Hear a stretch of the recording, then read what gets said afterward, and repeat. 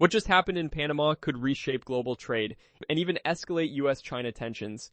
In a dramatic move, Panama has voided a decades-old port contract, kicked out a Hong Kong giant, and handed temporary control to European shipping titans. But this isn't just about ports. It's about geopolitics, supply chains, and control of one of the world's most critical trade choke points.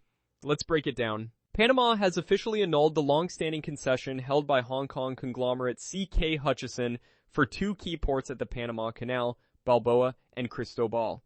These ports sit at both entrances of the canal, making them strategically vital to global shipping. Here's the timeline. Panama's Supreme Court ruled the contracts unconstitutional. The government quickly moved to take control. CK Hutchison was forced to cease operations. Temporary control was handed to subsidiaries of Maersk and MSC. The Hong Kong firm had operated the port since 1997, nearly 3 decades. That's a massive shift in control. So why did Panama pull the plug? Officially, the Supreme Court said the concession framework was unconstitutional and invalid following legal challenges and audits. The government insists this is not an expropriation, a legal corrective move, a step to protect national interests. Panama says the goal is simple: keep port operations running, launch a new competitive concession within 18 months. But critics aren't buying it. CK Hutchison calls the move unlawful and is preparing international legal action. This story is much bigger than Panama. The Panama Canal is one of the most critical trade arteries on Earth. Key stats: the U.S. is the canal's largest user.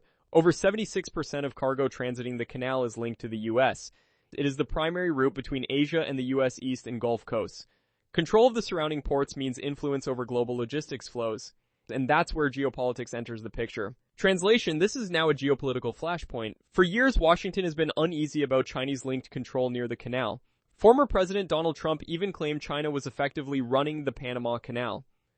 From the U.S. perspective, Chinese port presence equals potential strategic risk. The canal is a vital economic lifeline. Western operators are seen as safer. Meanwhile, Beijing is furious. China has warned Panama could pay a heavy price politically and economically.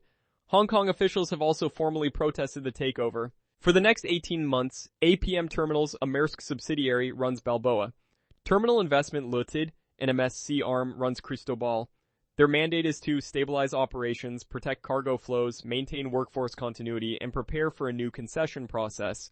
Panama says canal operations remain normal, but behind the scenes, the legal and political battle is just beginning. Several major risks are now on the table. First, legal war. CK Hutchison is pursuing arbitration and potential lawsuits. This could drag on for years. Second, geopolitical escalation. China may retaliate economically or diplomatically. Third, supply chain uncertainty. Even temporary disruptions around the canal can ripple through shipping rates, insurance costs, and global trade flows.